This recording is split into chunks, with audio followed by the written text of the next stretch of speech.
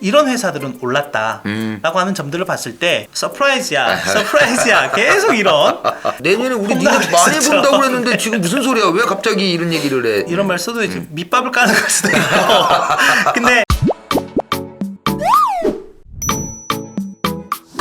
이 또 아까 잠깐 언급해 주셨는데 일단은 11월 달에 소매업체들 실적 발표도 네. 좀 있었잖아요. 근데 네. 공급 문제나 아니면 노동력 부족에 영향이 좀 없었는지도 궁금하고 네. 이 3분기 소매업체 실적 좀 한번 리뷰 좀 해주시면 어떨까요? 전체적으로 보면 네네. 올해 보면은 특히 미국 증시에서 오르지 못했던 네네네. 섹터 중에 하나가 대표적인 게 필수 소비재 필수 소비재. 쪽이거든요. 예. 네. 그런데 최근 하반기 들어서는 필수 소비재 쪽이 나름 선방을 좀 하고 있는 모습을 좀 보이고 있고 특히 이번 3분기 실적 발표에서 물론 저희가 계속 얘기하고 있는 공급망 이슈라든지 노동력 부족 현상이라든지 네네네네. 그에 따른 비용 문제가 비용 인건비나 이런 부분들 비용 문제 상승이라든지 네네. 또는 인플레이션에 대한 우려 이런 부분들이 기업들이 많이 어려움이 있다라고 얘기를 하긴 했는데 네. 특히 필수 소비재는 말 그대로 없어서는 안 돼. 사람들이 생활을 영위하는 데서 꼭 필요한 그런 것들이기 때문에 올해 상당히 부진했던 이 필수 소비재 섹터가 올 연말 이후부터 좀 점진적으로 개선될 여지가 좀 있어 보인다라고 생각이 되고 그걸 가장 대표적으로 보이는 것들이 미국의 이제 소매 판매 데이터를 좀 살펴보시면 될 것 같아요. 예.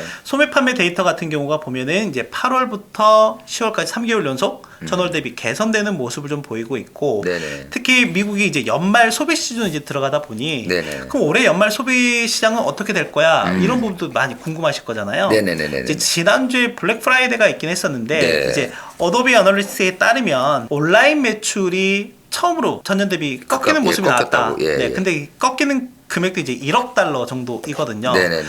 그런데 이 부분을 좀 다르게 놓고 보면 올해 공급망 이슈가 하도 불거지니까 미국 소비자들 입장에서는 좀 조기에 쇼핑을 나선다거나 또는 이런 트래픽잼 그러니까 쇼핑의 어떤 그 스트레스라든지 집중되는 것들을 네. 좀 분산시키는 이런 부분들이 좀 나타났다라고 본다라고 하면 그러면 전체적인 파이가 어떻게 되느냐를 좀 보실 필요가 있을 것 같아요. 네네네. 이거와 관련해서 미국의 전미소매협회라고 하는 것이 있는데 네네네네. 거기서 제가 한두 달 전에 리서치했던 거에 하면 올해 미국의 연말 소비 전체적으로 한 3에서 5% 정도 증가할 것으로 예상을 했는데 이제 최근 업데이트된 내용을 좀 보면 한 8에서 10% 정도 네. 증가할 것으로 예상을 한 더 부분이 오히려, 있거든요. 예. 지난 한 20년 동안 미국의 소비 시장 연말 소비 특히 연평균 성장률이 한 4% 정도가 됩니다. 네네네네. 그러면 올해 같은 경우에는 지난해 대비 2배 이상 증가할 것으로 증가율 기준으로만 본다면 그렇게 될 것으로 좀 보이기 때문에 전체적인 파이는 좀 커졌다. 라고 좀 생각이 되거든요. 네. 그래서 아까 말씀드렸던 것처럼 미국의 4분기 경제 성장률을 상당히 좋게 보는 이유 중에 하나가 바로 이런 부분에서 찾아볼 수 있다라고 보면 될 것 같습니다. 근데 이게 저희가 11월 달 소비를 상당히 기대를 많이 했었잖아요. 네. 예, 블랙 프라이데이도 있었지만 사이버 먼데이도 있고 아까 이제 말씀하신 것처럼 이제 블랙 프라이데이는 온라인 쪽에서 매출이 좀 전년보다 꺾였다. 네. 이런 얘기가 나왔는데 하여튼간에 뭐 나온 것만 소식만 접해 보면은 기대보다 좀 덜했는데 뭐 이런 뉘앙스로 좀 받아들일 수가 있어서 근데 어쨌건 12월에도 이벤트가 또 있잖아요. 크리스마스도 있고 그렇죠. 또 아무래도 한 해가 이제 지나가는 거라서 12월 달에 좀 우리가 또 많이 소비들이 좀 이루어지긴 하는데 12월 달은 조금 효과 좀 볼 수 있을까요? 계속 그 소비 효과가 이어질 수 있을까요? 전제 조건은 지금 이 오미크론과 네네. 관련 변이 바이러스의 네. 부정적인 심리가 크지 않다라고 하면 저는 이제 방금 말씀드렸던 네네. 기존 효과는 그대로 좀 유지가 될 가능성이 높다라고 좀 생각을 하고 있고 아까 얘기해 주셨던 것처럼 제가 소매업체들 관련해서 이제 얘기를 할 때 대표적인 필수 소비재 관련한 업체들 중에 우리가 뭐 월마트라든지 네네네네. 뭐 홈디포 네네. 이런 회사들을 볼 수가 있는데 실적이 나쁘지는 않았어요. 다. 실적이 나쁘진 않았는데 월마트 같은 경우에는 주가가 좀 부진한 모습을 보이고 있는 반면에 홈디포 같은 경우에는 다우지수를 구성하는 30개 종목 중에 하나이고 지난달에 애플 다음으로 가장 많이 오른 기업 중에 하나이거든요. 네네. 그러면 왜 이렇게 차이가 날까라고 본다면 월마트의 우리는 영업이익이나 이런 걸 많이 보지만 네. 미국은 주당 순이익 가지고 많이 얘기를 하잖아요. 월마트 같은 경우는 네네네. 주당 순이익 같은 경우가 약간 정체되어 있는 모습을 보였고요. 홈디포 같은 경우에는 이 주당 순이익이 계속 상승하는 모습을 좀 보이고 있거든요. 네. 그리고 실적 발표를 한 이후에 우리나라로 따지면은 이제 컨퍼런스 콜이라고도 하고 또는 네. 기업 설명이라고도 하는데 이제 미국 같은 경우에는 어닝스 콜을 또 진행을 하거든요. 예. 그 어닝스콜 자리에서 월마트 같은 경우에는 경영진들이 야 우리 아까 제가 말씀드렸던 공급망에 대한 문제, 네네네. 인건비로 따른 비용 상승의 문제, 네네네. 뭐 인플레이션 이런 우려들 그러면서 좀 가이던스나 이제 향후 또 가이던스도 얘기를 하는데 네네네. 이런 부분에서 좀 불분명한 부분들이 좀 있다 이런 얘기를 좀 하면서 주가가 크게 뛰지 못하는 이런 모습도 있었고 네. 반면에 홈디포 같은 경우에는 아 우리 좋아 가이던스 올리고 이러다 보니까 이제 주가에 좀 차별화된 움직임들이 나타났었다라고 생각이 되고 여러분들 나이키 좋아하시잖아요. 네네네.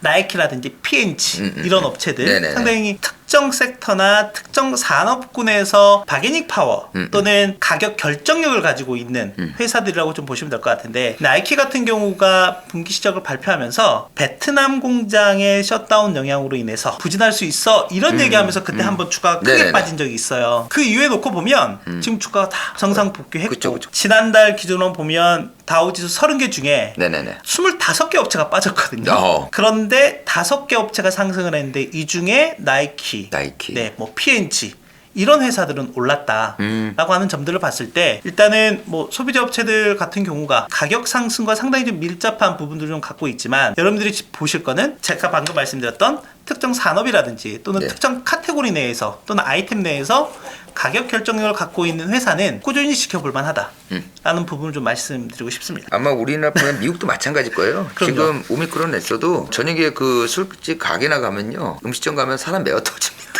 장난 아닙니다 지금. 소비는 계속 이루어질 수밖에 없어요. 맞아요. 그런 소식을 접해서 이렇게 얘기하는 것과 실제로 또 우리가 행동을 하는 것들은 괴리가 있을 수 있기 때문에 그런 것들은 또 직접 보지 않으면 모르겠고 이런 게 또 궁금해요. 저희가 작년 동학개미도 생겼지만 네. 서학개미라는 것도 생기지 않았습니까? 그렇죠. 이렇게까지 미국 증시에 관심을 갖고 투자했던 적이 있었나? 없었습니다. 우리나라 네. 개미들이. 근데 문제는 정말 우리나라 증시도 제대로 이렇게 공부가 안 돼 있는 학습이 안 돼 있는데 네. 미국 증시에 막 뛰어드신 분들이 꽤 많단 말이에요. 네. 그러다 보니까는 종목만 이렇게 들어가요. 우리가 들은 테슬라. 그렇죠. 아니면은 애플. 네. 그나마 그런 건 들어가신 분들은 괜찮아요. 그렇죠. 근데 게임스탑처럼 막 그렇게 막 들어가서 하신 그렇죠. 분들도 밈스탁이라고 예, 하죠. 예. 네. 그런 것들 막 민주식 들어가서 막 이렇게 하신 분들 계시는데 이제 두 가지가 궁금한데 서학개미들이 네. 미국 증시에 들어갔을 때 그래도 이 정도는 좀 알고 들어가야 되는 좀 부분이 좀 뭐가 있을까 그리고 네. 우리가 보면 미국 증시도 증시 흐름을 이렇게 봐야 되는데 거기 미국 들어가서 지표를 보거나 뭐 이럴 수는 없으니까 그렇죠. 어떤 종목 업종을 이렇게 보고 좀 분석할 수 있는 거 있잖아요. 예컨대 뭐 크루즈 네. 관련주들이 있다. 그러면은 크루즈 관련주 이렇게 보면 이게 좀 지표상으로 올라오면은 아 여기가 좀 이제 경기 회복세나 여행이 좀 돌아서는구나. 뭐 이런 걸 좀 대충 알 수 있는 것들이 있잖아요. 그런 것들 좀 간단하게 확인할 수 있는 것들이 뭐가 좀 있을까요? 일단 저는 해외 주식을 투자한다라고 하면 특히 네네. 미국 주식 네. 저는 그 달러 움직임을 좀 잘 살펴보셔야 된다. 아 달러 움직임. 네. 왜냐하면 우리가 달러를 계속 우리가 밟고나는 나라가 아니잖아요. 그죠. 그러니까 결국에는 환율이라고 하는 부분이 해외 주식 하는 데 있어서 가장 큰 하나의 허들이 될 수가 있을 것 같고요. 예전 사례로 좀 네네네. 말씀드려보면 네네. 10여 년 전 국내에서 좀 유행이 됐던 게 네네. 브라질 고금리 국채가 있었거든요. 네네네, 있었죠. 그러니까 국채에 대한 국채가 뭐 문제가 되는 건 아닌데 그게 이제 언헤지라고 해서 네. 그러니까 환율이 올라가게 되면 떨어지는 쪽을 방어해서 이제 어느 정도 제로가 되게끔 네. 해주는 걸 이제 헤지라고 하잖아요. 네네네네. 근데 언헤지라고 하는 건 이게 없는 거예요. 그러니까 환 위험에, 그러니까 환율 변동 위험에 노출이 되는 거죠. 근데 예. 여러분들 잘 아시는 것처럼 브라질이라는 나라가 쭉 되면서 통화 가치가 폭락이 되면서 증권사 악몽을 겪어지고 있는데 그렇죠. 근데 뭐 이런 거는 정확히 또 알고 가셔야 네. 그 다음 스텝을 또 준비하실 수가 있기 때문에 그죠. 그런 적이 있었거든요. 네네. 근데 달러는 다르다. 달러는 다르다. 네. 달러는 다르다. 그런 측면에서 저는 달러 베이스에 투자를 하시는 거는 자산 배분 전략 차원에서 네네네. 그러니까 내 포트폴리오에서 원화로만 이렇게 차 있는 거를 달러 베이스로 바꾸는 거는 상당히 좋은 전략인 좋은 것 전략이다. 같다라고 말씀드리고 싶고 저희가 역사적으로 보면 가장 가까운 게 2013년부터 시작된 뭐 그 미국의 테이퍼링도 네네, 있었고 테이퍼링. 예. 그 앞단에 가면 유럽의 재정 위기도 있었고 네네네네. 또 좀 더 그 앞단으로 가면 미국의 서프라임발 금융 위기도 네네. 있었고 더 앞으로 가면 저희가 뭐 닷컴 버블이나 이런 그쵸. 위기 상황에 있었을 때 원달러 환율이 어떻게 움직였었나 라는 점을 보시면 돼요. 그러니까 주식이 같이 깨지는 거는 어차피 미국이 10% 깨지면 우리나라 15% 20% 깨지는 건 그죠. 당연한 거죠. 그죠. 그게 이제 주식에서 민감도를 따지면 베타라고 얘기를 많이 하는데 당연히 우리나라가 베타가 더 높을 수밖에 없습니다. 뭐 더불어서 한국은행이 먼저 기준금리를 올리는 거는 미국의 이런 긴축 행보가 빨라질 것으로 예상이 되기 때문에 네네. 물론 국내 내부적인 문제도 있긴 하지만 네네네. 그러다 보니 포브스라고 하는 경제 전문지에서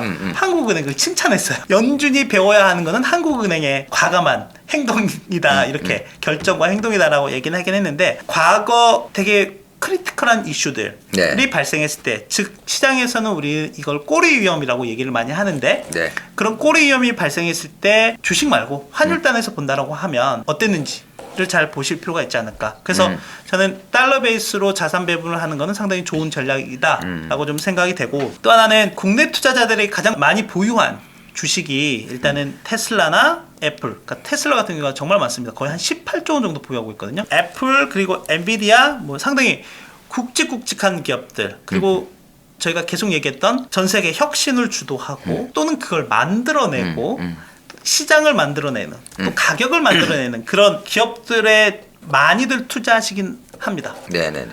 근데 이제 이런 기업들 말고 아까 얘기했던 게임스탑이나 뭐 이런 밈 주식들 같은 경우는 상당히 변동성이 크죠. 네네. 그런 측면에서 봤을 때는 이런 투자들은 좀 지양하시는 게 물론 이제 미국이 상한가 제도가 없다 보니까 그렇죠. 우리나라 투자자분들 상당히 화끈하시잖아요. 너무 좋아하는 거예요. 네. 없으니까 하루에도 뭐 1000% 할 수 있고 그렇긴 한데 그것보다는 이제 자산 배분이라든지 또는 투자의 관점에서 보면 저는 좀 중장기적인 관점으로 접근을 하시는 게 좋을 것 같고 포트폴리오를 잘 만들어 그러니까 물론 내가 포트폴리오 만들 돈이 어디 있어 이렇게 얘기하시면 뭐 답이 없긴 하지만 그럴 때는 ETF로 보시면 됩니다. 그럼 어떻게 투자하는 게 좋을까 할 때 트렌드, 그러니까 투자의 방향은 미국이든 우리나라든 저는 같다고 보거든요. 물론 이제 거기에서 앞서는 회사, 뒤처지는 회사 이런 것들이 있긴 하지만 트렌드의 방향은 맞다고 봐요. 그래서 작년에 핫했던 게 바로 아크 인베스트먼트가 출시한 ETF들, 액티브형 ETF들이었잖아요. 그런 것들을 봤을 때 저는 이런 ETF 쪽에 좀 더 관심을 좀 가지시면 좋을 것 같고 개별 기업단으로 접근하는 게 어려우니까 그러면 어떤 ETF들 지금 뭐 메타버스 또는 뭐 2차 전지면 2차 전지 신재생이면 신재생 물론 개별 종목들 움직이는 거에 비하면 움직이는 폭이나 이런 것들이 좀 답답하게 느끼실 수도 있지만 원래 투자라는 게 좀 답답하게 해야 이기는 것 같습니다. 너무 짧은 호흡으로 보시는 것보다는 좀 중장기적인 호흡으로 보시는 게 좋을 것 같고 여러분들이 잘 알고 전 세계 투자자들이 잘 아는 기업들은 개별단으로 들어가도 문제없다라고 생각이 되는데 그 외의 것들 또는 트렌드에 맞는 투자를 하고 싶을 때는 ETF 중심으로 가시는 것도 나쁘지 않다라고 말씀을 드리고 싶습니다. 그래서 뭐 그런 업종의 흐름 정도는 우리가 충분히 뉴스나 보면 알 수 있으니까. 그렇죠. 근데 제가 이건 경험을 해본 바인데 오늘 우리 위원님을 모신 또 그 이유기도 하지만 미래에셋이 농담 아니고 해외 증시를 정말 잘 봅니다. 왜냐하면은 일찌감치 시작을 했고 맞습니다. 투자도 많이 했고 많이 분석을 좀 한 증권사인데 예전에 제가 미래에셋 주식형 펀드를 이렇게 갖고 있다가 전화가 왔어요. 그러더니 타이밍상 미국 증시 투자하는 펀드로 좀 갈아타시는 게 어떻겠냐라고 얘기를 하시길래 근데 저는 오로지 국내 주식형 펀드였거든요. 약간 미국 무슨 좀 오로지 국내 주식형인데 그때 제가 그 말 안 들은 게 그 뒤로 미국이 정말 날아갔거든요. 야 역시 잘 보는데 들어야 되는데 내가 또 위원님이 지금 이런 얘기들을 해주시니까 뭐 서학기미들은 한번 투자할 때는 한번 그런 것들을 좀 복귀해보고 시장이 뭐 크게 다르겠습니까마는 여기서 잠깐 뭐 깨알 같은 저희 회사 자랑을 좀 해보면 국내 투자자분들이 가장 좋아하는 종목이 바로 테슬라잖아요. 아까 제가 말씀드렸던 것처럼 지금 현재 기준으로 보면 한 18조 원 정도 가지고 있다라고 보면 될 것 같은데 그 중에 한 3분의 1 정도는 저희 회사 고객분들이 또 갖고 있습니다. 그러니까 그거를 미래에셋 뭐 창구를 통해서 주문하신 분도 계시겠지만 그렇게 좀 가이던스를 주시는 거잖아요. 요즘 이렇게 업종 전망도 해주고 고객들이 있으면 이런 것도 있는데 한번 관심 가져보시라. 이렇게 갖고 이걸 왜 내가 얘기를 안 들었지? 그 당시에는 테슬라가 뭔지도 몰랐는데 이게 아쉬움이 많이 남는 대목이에요. 그래서 진리다. 해외는 미래세지. 제가 다시 한번 느꼈습니다. 개인들은 그날그날에만 이렇게 좀 신경 쓸 수밖에 네, 없긴 그쵸. 한데 시장이란 게 또 개인보다는 기관이나 또 더 큰 손들에 의해서 많이 움직이니까. 근데 그분들의 시각은 이미 이제 올해는 끝났고요. 네. 그렇죠. 내년 1분기나 더 크게는 내년 상반기까지도 이제 가 있을 거란 말이죠. 그렇죠. 그걸 전망을 하고 이제 투자들을 이어가실 텐데 그런 투자 주도로 가면서 이제 거기에 우리들은 이제 편성하는 것 뿐일 테고 저희가 주도할 수는 없으니까 일단 내년 상반기까지 보면은 미증시가 계속 우상향을 좀 할 수 있겠나 싶어요. 어떻게 보세요? 이익이 계속해서 네네네. 늘어나느냐라고 네네. 하는 걸 이제 많이 얘기를 하는데 일단 내년 상반기까지는 이제 지난해 코로나 네. 팬데믹이라고 하는 그 기저 효과가 좀 있었고 네. 그러다 보니 올해 지난해 3분기부터 보면은 계속 서프라이즈를 기록을 했었거든요. 네. 물론 이번 3분기에도 보면 그러니까 미국 증시가 8월부터 10월 중순까지는 조정의 모습을 보였습니다. 조정의 모습을 보이는 다양한 이슈들이 좀 있었어요. 네, 그거는 이미 익히 다 알고 계실 거고. 그런데 10월 중순 이후부터 그러니까 정확하게 금융주를 필두로 해서 실적 시즌에 들어가니 원래 3분기는 이제 좀 슬로우해질 거야 라고 예상을 했는데 네네. 이게 막상 뚜껑을 열어보니 기업들이 서프라이즈야 계속 이런. 그래서 3분기 전체적으로 S&P 500 기준으로 보면은 전년 동기 대비 한 28% 정도 이익이 증가할 것으로 예상을 했는데 지금까지 딱 결과 놓고 보면 한 42% 정도 그죠. 증가하면서 또 서프라이즈를 기록을 하면서 지수가 이렇게 급반등하는 그죠. 모습을 좀 보이긴 했거든요. 이제 그 이후에 약간 좀 플랫해진 거는 4분기 이익 증가율이 전년 대비 그렇게 크게 늘어나지는 않을 거야. 그리고 이제 올해가 베이스로 해서 이제 내년으로 또 넘어가게 되면 1분기, 2분기까지는 좀 약간 슬로해지는 모습이 좀 나오고 있기는 하거든요. 그래서 증시 자체가 계속해서 고공행진할 거야? 라고 하는 것보다는 네. 그러니까 좀 호흡을 가다듬을 수 있는 네. 그런 좀 시간이 있을 수도 있다. 그러다 보면 이제 지수가 약간 슬로해지면 개별 종목 간에 또는 업종 간에 아까 얘기하셨던 뭐 선순환이라든지 네네네네. 차별화된 네. 움직임이 좀 나오다 보니 네. 그때는 종목 또는 업종의 피킹이 좀 상당히 중요할 것 같다라고 좀 생각이 되고요. 그런 이후에 이제 3분기부터는 다시 좀 증가하는 것으로 지금 현재 시장에서 좀 전망을 하고 있고 네네네. 특히 또 내년 상반기에는 여러 가지 또 이슈들이 좀 있죠. 네, 그렇죠. 지금 저희가 계속 얘기 나오고 있는 연준의 이제 긴축 행보라고 네, 행보. 하든지 앞으로 이 바이러스의 향후 방향성이 어떻게 될지 모르겠지만 이제 그런 부분들 여러 가지로 좀 고려를 해본다라고 하면 내년 상반기에는 여러 가지 좀 이슈들이 있을 것 같고 단순하게 이제 주식시장이 주가라고 하는 게 이익의 함수라고 본다면 네네네네. 이익 자체가 절대적인 레벨이 높아지는 건 맞습니다. 네. 절대적인 레벨이 높아지는 건 맞는데 내년 1분기, 2분기는 약간 좀 슬로해지는 증가율을 좀 보일 것 같다라고 하는 점을 좀 참고하시면 될 것 같습니다. 그 우리가 아까 전에 기업 실적 얘기를 이제 미국 기업 실적 얘기를 네. 했잖아요. 와 서프라이즈가 나오면서 네. 근데 그런 또 우려도 있었잖아요. 이게 내년으로 넘어가면 네. 그러니까 이게 좋다다 보니까 내년 전망까지도 너무 이제 좋게 잡아놓다 보니까 저번에 이제 마이크론인가요? 거기서 한번 그런 문제가 생겼는데 내년에 우리가 이익이 그렇게 안 날 수 있어 좀 줄여야 될 것 같아. 너무 가이던스가 높아. 네. 뭐 이렇게 해버리니까는 야 내년에 우리 니네 험난했었죠. 많이 본다고 그랬는데 지금 무슨 소리야? 왜 갑자기 이런 얘기를 해? 네. 내년에 안 되는 거야? 근데 그것도 많이 버는 거긴 한데 기대치를 밑으로 간다는 거죠. 그런 우려도 있을까요? 내년 1분기에 예컨대 그런 기업들이 이게 아니면 지금 많이 그런 것들이 조정이 돼서 선방향이 된 건지 아니면은 내년에 막상 뚜껑 열었더니 기업들이 기대했던 것만큼 가이던스 안 나왔다. 이럴 수도 있는 여지가 좀 있는 건지. 전 뭐 이런 말 써도 이제 밑밥을 까는 걸 수도 있고. 근데 일단은 이제 보면 방금 이제 마이크론 네네. 얘기를 해주시긴 했는데 네. 특히 반도체 부분이 그 S&P 500 내에서도 보면 IT가 전체적으로 한 30% 정도 비중을 네네. 차지하거든요. 네네네네. 이제 그 중에서도 반도체 비중이 좀 높은데, 네. 그러니까 IT 소프트웨어나 어플리케이션 이런 쪽은 네. 증가율이 괜찮습니다. 이익 추정치나 이런 부분들이 상당히 좋은 모습을 보이고 있는데, 근데 하드웨어 단에서가 약간 좀 부진할 것으로 지금 시장은 예상을 좀 하고 있어요.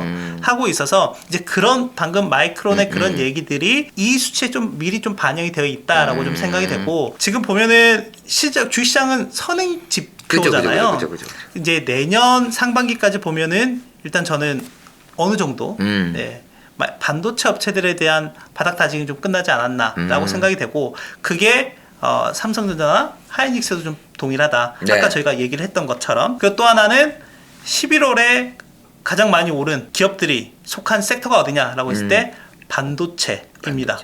아까도 말씀드렸지만 네네네. 상위 10개 기업 중에 6개 기업이 반도체를 하는 업체이거나 또는 반도체 장비 업체이기 때문에 네. 이런 부분들이 만약에 반도체가 계속 좀 강세의 모습을 보인다라고 하면 일단 지수가 더 빠질 이유는 없다라고 생각을 해요. 네. 왜냐하면 가장 비중이 큰 기업들이 속해 있는 섹터이기도 하고 그 섹터가 견조한 모습을 보인다라고 하면 지수의 아주 큰 폭의 조정이나 이런 것들은 시장의 예상처럼 나오지 않을 가능성이 있다라고 좀 생각이 미리 듭니다. 뭐 선반영된 것도 많이 있을 거고 네. 저번에 마이크론으로 인해서는 뭐 우리나라 기업도 마찬가지지만은 많이 조정을 좀 받았었고 이미 그런 부분들 내년에 있을 부분들은 반영이 어느 정도 된 것 같고 네. 이제 그런 것들을 뭐 이미 또 반영된 걸 갖고 재차 또 거론하는 건 그렇고 이미 알고 있는 거고 그 이후에 더 좋아진다고 하면은 더 우상에 갈 수 있는 거니까요. 저희가 지금 서두에 네. 미국이 인플레이션을 잡기 위해 지금 최우선순위이다라고 네네네. 말씀드렸잖아요.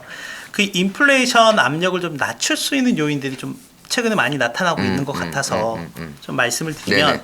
일단은 공급망과 관련한 이슈를 좀 보면 네. 최근에 해운 운임 지수라고 할 수 있죠. 네네네네. 뭐 컨테이너 운임 지수 같은 경우에는 상단 부분에서 고점 부분에서 플랫한 모습을 좀 보이고 네. 있지만 석탄이나 철광석 같은 걸 나를 때 쓰이는 벌크선 지수, 벌크선. BDI 지수 같은 경우에는 올해 연초 대비 한 3배 넘게 올랐다가 지금 고점에서 한 40% 이상 좀 조정이 나와 있는 상태에다가 최근에 약간 좀 반등이 나오는 네네네. 그래서 이런 운임 지수들이 좀 감소하고 있다라고 하는 부분이고 또 하나는 제가 이제 항만에서의 적체 네네. 이런 부분이 상당히 좀 이슈가 됐었는데 네네네네. 그 항만에서의 물동량 처리가 좀 원활하게 좀 올라오고 있다. 아 그럼 공급이 좀 어느 정도 풀리고 있다는 네, 얘기죠. 그런 이슈들이 좀 풀리고 있다라고 하는 거고 또 하나는 이제 달러의 움직임을 네. 그러니까 지금 미국 내에서 인플레이션이 중요하니까 네네네. 근데 연초 이후에 달러 강세 움직임이 계속되고 있는데 저는 파월 연준 의장이 어제 했던 얘기도 네네. 그 연장선상에 있다고 봅니다. 미국 입장에서는 달러 강세를 용인하는 게 물가 압력을 낮출 수 있는 부분이라고 보시면 될 것 같아요. 왜냐하면 미국은 소비 대국이잖아요. 근데 자체적으로 생산을 하지 않죠. 그래서 중국에서 많이 들여오니까 그 수입 물가를 봤을 때 기본적으로 아까 환율 얘기도 하긴 했지만 네네네. 달러가 강세로 가게 되면 수입 물가가 낮춰지는 효과가 있고요. 그렇죠, 그렇죠, 그에 따라서 물가 자체도 낮아지는 그런 효과가 있다라고 좀 보시면 될 것 같고 또 하나는 제가 소비 심리를 네네. 말씀을 드렸는데 소비자 심리와 인플레이션 아까 제가 정반대로 움직인다라고 했잖아요. 네네네. 그렇게 되면 이 인플레이션이 꺾이게 되면 그러니까 기대 인플레이션이 꺾이게 되면 소비 심리 같은 경우는 올라오게 되어 있고 근데 원래 이 소비 심리와 실물 경제 지표는 같이 움직이거든요. 네, 동행성이 그렇죠. 있는데 지금 이게 극단의 모습이 좀 나타나고 있습니다. 우리가 대표적으로 보는 실물 경제 지표가 소매 판매라든지 네. 산업 생산 네. 뭐 이런 것들이 있는데 이런 애들은 되게 좋아지고 있는데 소비자 심리는 상당히 안 좋아지는 안 좋아지는. 이런 모습들이 나타나고 있거든요.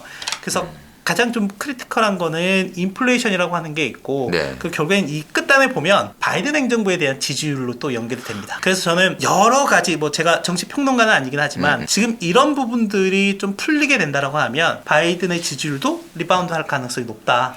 라고 하는 것도 좀 하나의 인사이트로 가져가시면 좋을 것 같아요. 이런 저희 머니투데이의 주식 초등학교라든지 또는 저희의 그 미래에셋증권의 스마트 머니 이렇게 좀 활용해 구독자 주시면 100만 채널을 많이 이용해주세요. 저희가 따라가려면 아직 멀었거든요. 조회수를 많이 내주시면 좋을 것 같습니다. 의원님 오늘 너무 감사하고요. 네, 또 종종 나와서 좋은 얘기 네, 자주 듣도록 불러주십시오. 하겠습니다. 예, 고맙습니다. 감사합니다. 예.